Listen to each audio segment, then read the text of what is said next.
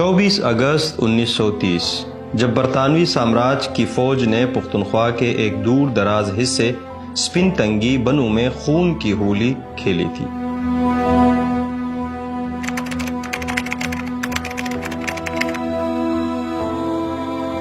یہ سال 1930 میں اگست کا آگ برسانے والا مہینہ تھا۔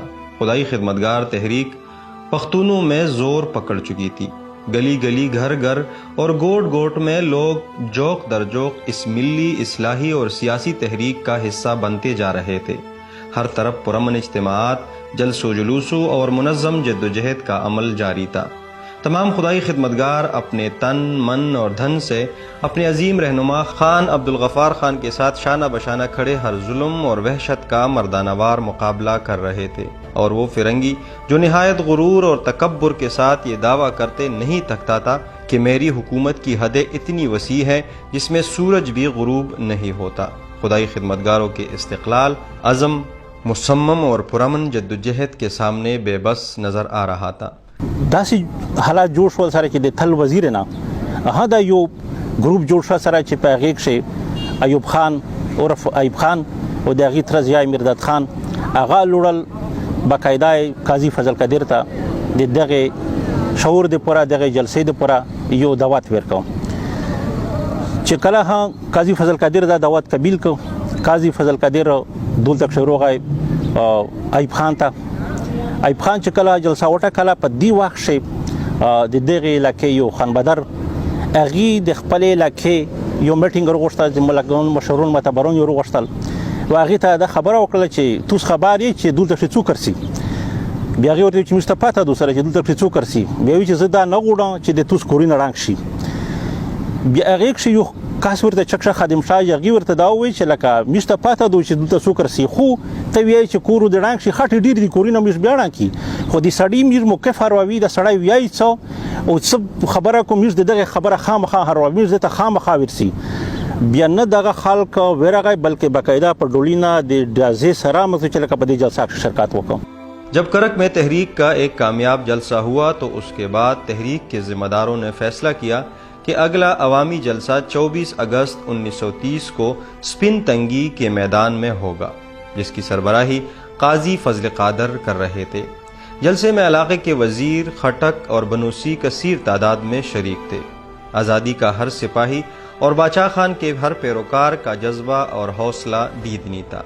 استعمار کی کوشش تھی کہ یہ جلسہ کسی نہ کسی طریقے سے روک لے، کیونکہ خدائی خدمتگاروں کے جلسوں اور جلوسوں نے علاقے میں حریت کے حوالے سے بیداری کی لہر پیدا کی تھی۔ سپن تنگی کے جلسے عام سے پہلے ایک دیسی اسسٹنٹ کمشنر نے خلیفہ درملک خان وزیر ہاتھی خیل کو اپنے پاس بلا کر متنبہ کیا کہ اب ہم نے یہ فیصلہ کیا ہے کہ گولیاں چلائیں گے، تو آپ قاضی فضل قادر سے کہہ دیں کہ پکی سڑک سے 20-25 میل دور جلسہ کر لے، ورنہ دوسری صورت میں فرنگی کا ارادہ ٹھیک نہیں ہے۔ عدم تشدد کے پیروکار نہتے خدائی خدمتگاروں نے حکومت کی یہ بات بھی مان لی، مگر غاصب فرنگی کی نیت میں کھوٹ تھا۔ جلسے سے پہلے بعض اہم رہنماؤں رہبت خان، ہیبت خان اور دیگر کو فرنگی سرکار نے گرفتار کیا، پھر سپن تنگی کی طرف جانے والے تمام راستے بند کیے۔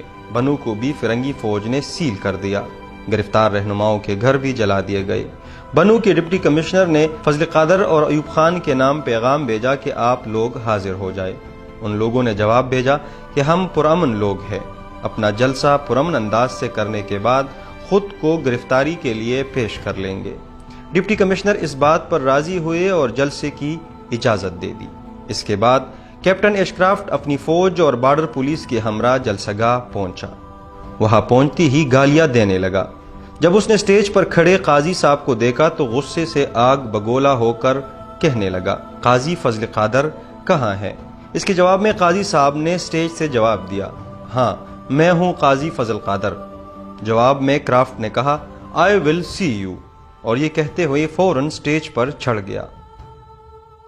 قاضی صاحب کو داڑھی سے پکڑا اور پستول سے فائر کیا۔ جب لوگوں نے دیکھا تو ایک خٹک نوجوان فوراً کرافٹ کی طرف بڑھا اور اس کے سر پر وار کیا۔ کم و چکیم و پدا 37 جنگ سے شہید شوی و دا میر د مشرون دار دلی چې په سپینه تنګۍ باندې دا شهید شوی دی. اصلي نوم یې ترخان و خو دلته په ګنج باندې مشهیر وه، په ګنج باندې مشهیر وه.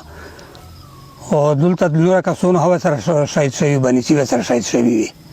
او دا یې هم په دغه علاقه شهید شو، په دغه شی په سنتیس شی د انګریز د لوسه پېښ شوي. خو داسې وه چې دلته جلسه کېدله، جلسه کېدله په سپینه تنګۍ باندې جلسه کېدله. بیا دلته یو انګریز و پېښور ناروغه، ا جلسه بیا دی ته نه ورکوله. جلسه چې نه ورکوله په انګریز و چې ډېر سخت و، کرنیل و. هغه سړی چې کوم چا جلسه کړله هغه ډایرکټ وویسته، شهید یې کړ. دا د خلکو د خولې، د مشرانو د خولې چې ورته موجود وي. جب تک قاضی صاحب ہوش و حواس میں تھے مسلسل یہ کہتے رہے کہ ہم عدم تشدد کے لوگ ہیں، آپ لوگ جنگ میں پہل نہیں کریں گے. اس واقعے میں 80 خدائی خدمتگاروں نے جام شہادت نوش کیا. اس واقعے کے بعد قاضی فضل قادر شہید کی لاش سرکاری تحویل میں لے لی گئی اور انہیں بنو کی جیل کے احاطے میں دفن کر دیا گیا. ان کی قبر بے نام و نشان کر دی گئی، لیکن پاکستان بننے کے بعد کسی کی نشاندہی پر ان کا مزار بنایا گیا. قاضی صاحب موت کے بعد بھی قید رہے. 2005 میں جب بنو جیل کی عمارت ٹاؤن شپ منتقل کی گئی تو سابق وزیر اعلیٰ اکرم خان درانی نے بنو جیل کی جگہ قاضی فضل قادر کے نام پر ایک بہت بڑا پارک، لائبریری اور ان کا مزار بنانے کا فیصلہ کیا. یوں قاضی فضل قادر شہید کی روح کو آزادی ملی، یعنی ان کی روح کو بھی آزادی کے لیے تقریباً 75 سال تک انتظار کرنا پڑا.